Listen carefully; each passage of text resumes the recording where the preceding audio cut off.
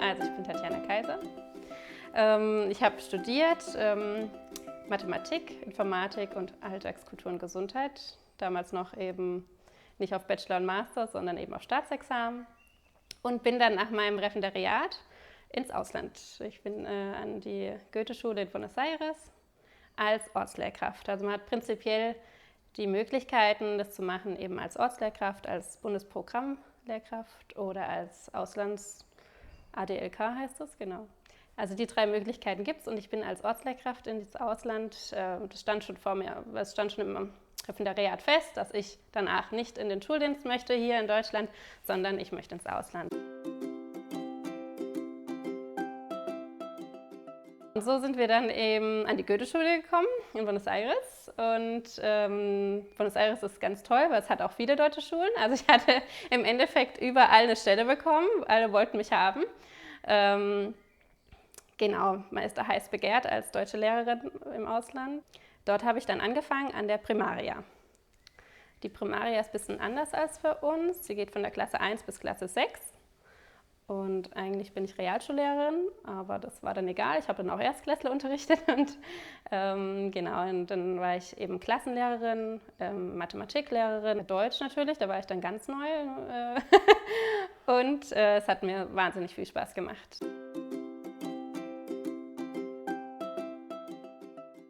In der Schule war tatsächlich Mathematik immer und ich hatte erst Informatik in den höheren Klassen.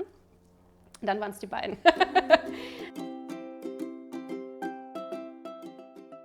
Also ich habe immer schon viel mit Jugendlichen oder Kindern zusammengearbeitet, Ferienlager gemacht oder die Stadtradlerholung in Karlsruhe habe ich schon geleitet, Nachhilfe gegeben. Also ich habe immer viel mit Kindern zusammengearbeitet und ich hatte immer super viel Spaß. Ja, das kam natürlich so mit meiner persönlichen Geschichte, dass ich einen Argentinier als Freund hatte, jetzt mein Mann.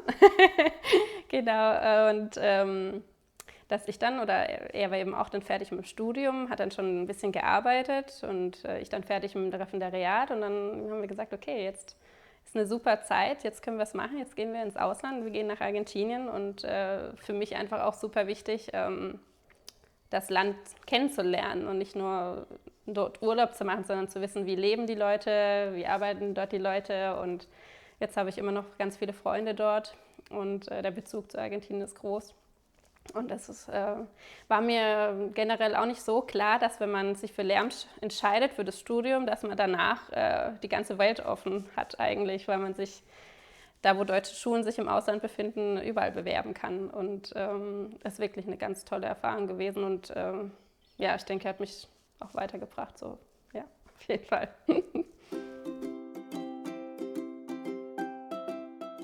Erstmal die Mentalität ist schon eine andere. Also hier sind, also das Lehrerzimmer an sich war irgendwie schon noch anders, weil man kommt rein und es gibt nur einen großen Tisch, also keinen Arbeitsplatz. Und hier hat jeder, oder zumindest in meiner Schule hier in Zinsheim, hat jeder so seinen Platz. Und morgens um 8 fängt man eben an, die Flagge zu hissen.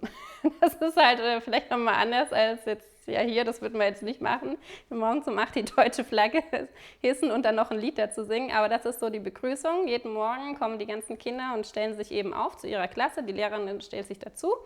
Und dann hisst man dann die Flagge, da hisst man die deutsche Flagge, die Flagge von Argentinien und die von der Provinz Buenos Aires.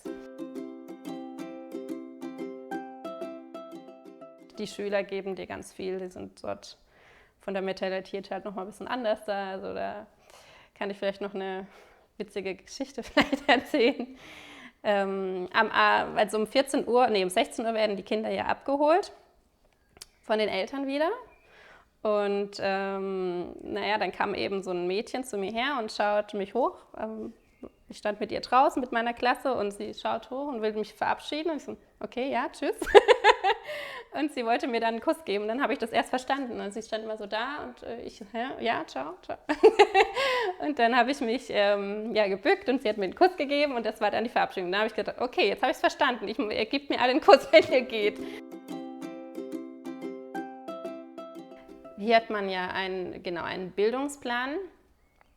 Und dort hat man eben die Vorgaben von Argentinien, ne, was die Schüler auch erreichen müssen. Und dann hat man aber auch die deutschen Lehrwerke. Ne? Wir haben ja Lehrwerke aus Deutschland gekauft und die wurden dann angeliefert. Jetzt haben die aber nicht unbedingt mit den Inhalten von den Jahrgängen zusammengepasst.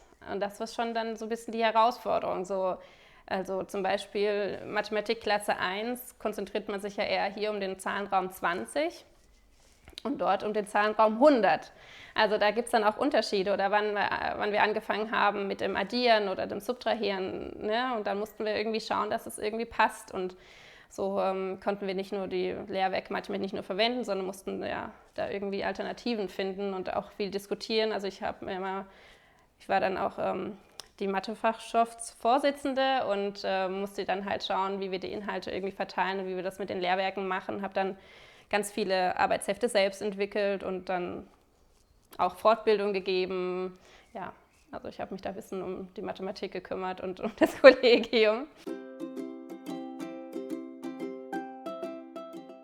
Danach kamen wir wieder hierher und dann habe ich mich beworben für eine Schule und habe auch sofort eine bekommen.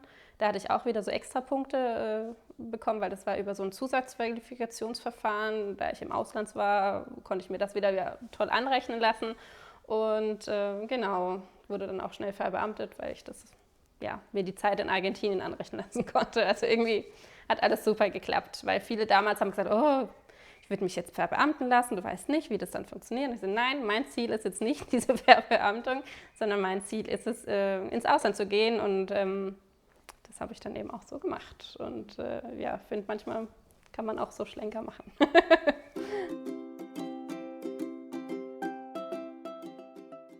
Ich denke, prinzipiell muss man einfach sagen, wenn man sich fürs Lehramtsstudium entscheidet, dann heißt es nicht, dass man nur Lehrer danach wird und nur in Deutschland. Vielleicht kann man einfach das bisschen auch offener sehen und sagen, okay, ich nehme jetzt mal das Studium und ich schaue danach, wenn ich nicht Lehrer werden will, habe ich viele verschiedene Möglichkeiten auch.